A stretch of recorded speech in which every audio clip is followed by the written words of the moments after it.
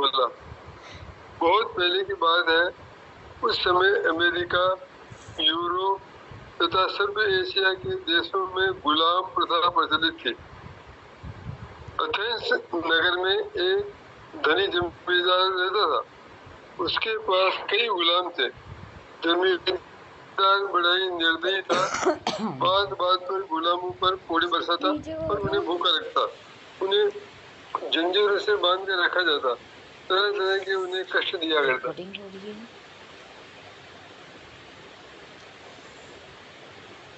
अपने नारकीय जीवन से तंग आकर उन गुलामों में से एक मौका पाकर संत के रात के समय वहां से भाग निकला।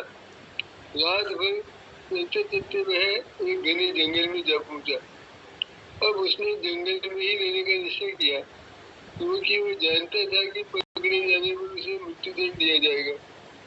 एक दिन जब वह जंगल में घूम रहा था, तब उसने एक शेर को देखा। वह पेड़ के नीचे बैठा था। गुलाम ने सोचा कि अब वह शेर उस पर आक्रमण करेगा, मगर उस शेर ने धीरे से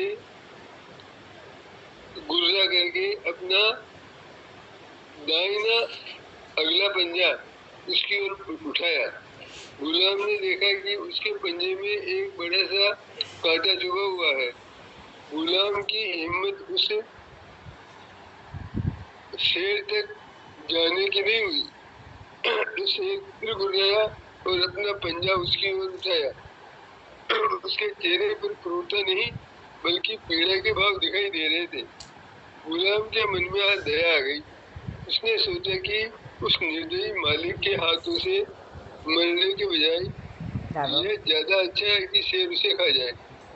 वह शेर के पास गया और उसके पंजे को पकड़ा, उसमें चुभा कांटा निकाल दिया।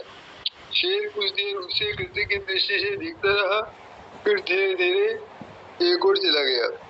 गुलाम को उस जंगल में रहते हुए 1 महीना व्यतीत हो गया। एक दिन जब वह एक पेड़ के नीचे बैठा था, उस समय शिकार के लिए आए हुए सिपाहियों ने उससे देख लिया। जमींदार उसके भागने की शिकायत राजा से कर चुका था। अतः सिपाही उसे पकड़कर राजा के पास ले गए। उसे कैद खाने में बंद कर दिया। राजा ने उसे भूखे शेर के आगे छोड़ने का हुक्म दिया। निर्धारित तिथि को उसे एक बड़े मैदान में लाया गया। मैदान के चारों ओर लोहे की बाड़ लगी थी। बाड़ के उस पार लोगों के बैठने की जगह बनी थी। एक ऊंचे मंच पर राजा और उसके मंत्री बैठे थे। फिर कटघरे में बंद एक शेर को लाया गया, जिसे भूखा रखा गया था। कटघरे के दरवाजे को खोलकर शेर को उस मैदान में छोड़ दिया जहां वह गुलाम था। शेर दहाड़ता हुआ उस गुलाम की ओर दौड़ा, मगर गुलाम के पास पहुंचकर अचानक रुक गया। शेर कुछ देर उसकी ओर देखता रहा, सिर झुकाकर ठीक किसी पालतू कुत्ते की तरह उसके पास आया और उसके शरीर से अपना शरीर रगड़ने लगा। गुलाम ने देखा कि यह वही शेर है जिसके पैर से उसने कांटा निकाला था। वह शेर के पास बैठ गया और उसने शरीर में हाथ फेर दिया। ये सब देखकर राजा सहित सभी लोग आश्चर्यचकित हो गए। राजा ने उस गुलाम को अपने पास बुलाया। शेर को वहां छोड़कर वह राजा के पास पहुंचा। राजा ने उससे इस शेर की घटना को कारण पूछा। गुलाम ने सारा किस्सा क्या सुनाया। सब कुछ सुनकर राजा ने कहा कि अपने साथ किए गए उपकार का बदला शेर ने जानवर होते हुए भी चुका दिया। सभी को इससे परीक्षा लेनी चाहिए। इसके बाद राजा ने गुलाम को बहुत सा धन देकर उसे उसके देश जाने के लिए आज्ञा दी थी। साथ ही उस शेर को भी मुक्त जंगल में छोड़ दिया गया। नजर कम हो गई, जो दिखने में कमजोर हो रही है। ये तो अब संसार का ये नियम है। इस संसार है वो धीरे धीरे परमात्मा की तरफ खिसक रहा है। ठीक है, फिर भी आप सेवा कर रहे हैं, बहुत अच्छी बात।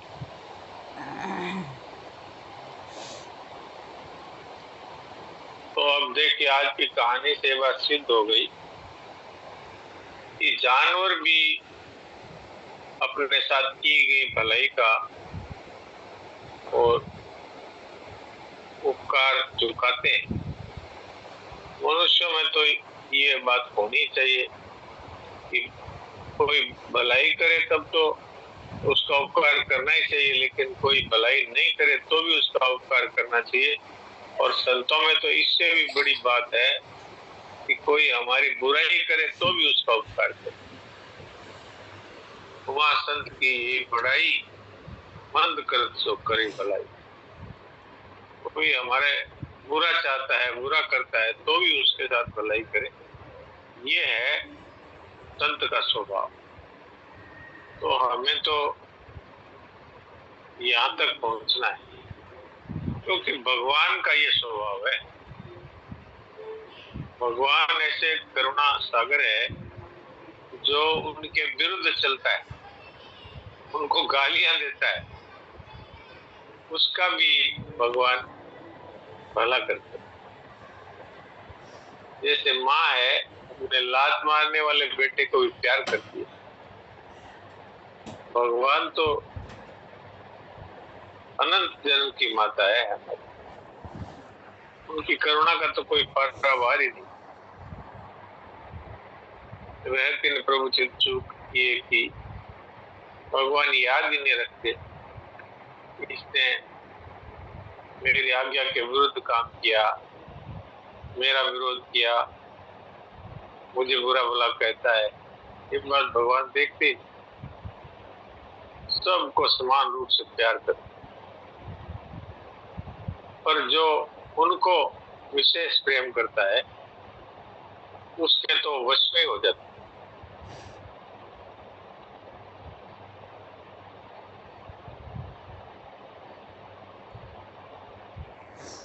तो ये आज की कहानी की बात हो गई।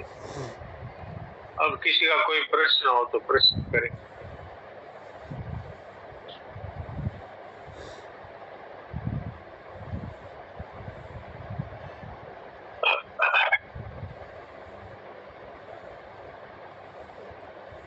प्रश्न नहीं है तो फिर अपने देव किसी को देखते हैं।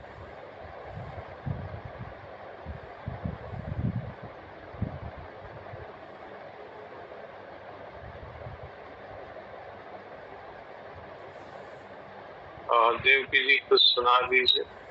नारायण नारायण नारायण नारायण नारायण। आज साधक संजीवनी चल रही है। हाँ, आज साधक संजीवनी सुनाई। हाँ बिल्कुल, साधक संजीवनी सुनाई।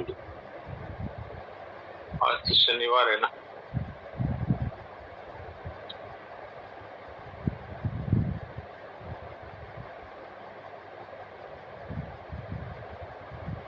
ये 42-43 अध्याय 2 श्लोक संख्या 42-43 चल रहा था। अच्छा, चलिए।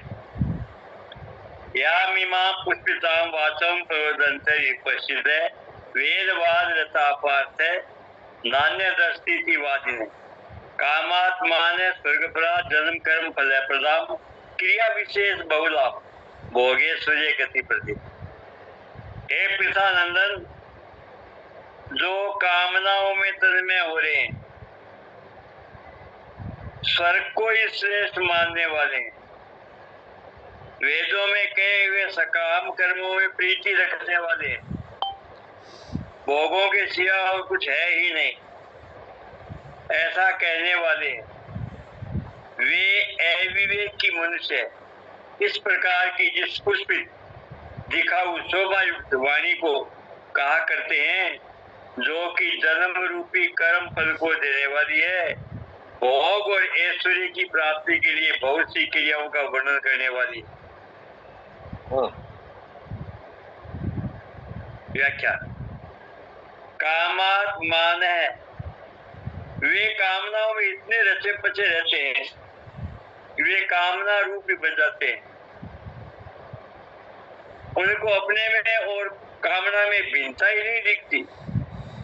उनका तो यही भाव होता है कि कामना के बिना आदमी जी नहीं सकता। कामना के बिना कोई काम भी नहीं कर सकता हो सकता। कामना के बिना आदमी पत्थर की तरह जड़ हो जाता है, उसको चेतना भी नहीं रहती। ऐसे भाव वाले पुरुष कामात्माने है। हाँ, तो पहले तो भगवान ने 41वें श्लोक में उनकी बात की कि जिन्होंने एक निश्चय किया, और उनकी बात भी की कि जिन्होंने निश्चय किया नहीं और उनकी अनंत बुद्धियां होती है। अब इस श्लोक में भगवान उन मनुष्यों की बात कहते हैं जिनकी बुद्धियां अनंत होती है। तो इनके अनंत होने का क्या कारण है, इस पर ये भगवान यहाँ पर बात कह रहे हैं कि संसार में इस तरह रचे पचे हुए लोग हैं, हर समय कामना अर्थात इच्छा ही करते, और इतनी कामनाओं में तन्मय हो जाते हैं, इच्छाओं में इतने डूब जाते हैं कि वो अपने आप को इच्छा रूप ही मानने लगते हैं। वो ये कहते हैं संसार में तो ये चाहिए, ये चाहिए, ये चाहिए, ये चाहिए, ये तो होना ही चाहिए, इतना तो होना ही चाहिए, ये नहीं है तो ये होना चाहिए, ये नहीं है तो ये होना चाहिए, उनके पास ये है तो मेरे पास भी होना चाहिए, उनसे भी अधिक होना चाहिए। इस तरह से वो तरह तरह की इच्छाओं से डूबे रहते। ऐसे लोगों को अगर समझाया जाए तो वो ये कहते हैं कि संसार में अगर हम सपने नहीं देखें, आजकल ये एक बात बहुत विशेष चल रही है आजकल की नई पीढ़ी कि सपने तो बड़े ही देखने चाहिए। यह सपने का अर्थ है कामनाएं। तो जो आजकल के जो विचारशील है तो वो लोग बड़ा विचित्र इस बारे में तर्क देते हैं। We should have a big dream. हमें बड़े सपने देखने चाहिए। और उनको ये बात समझ में नहीं आती कि बड़े सपने देखने से वो सपने पूरे नहीं होते। हाँ, उसके लिए उचित रास्ते से और उचित तरह से उसके लिए कोशिश की जाए, अगर वो धर्म और नीति के अनुरूप है तो। सपने देखने का अर्थ ये है कि मेरे पास बहुत धन होना चाहिए, मेरे पास बहुत सारा भोग विलास की सामग्री होनी चाहिए,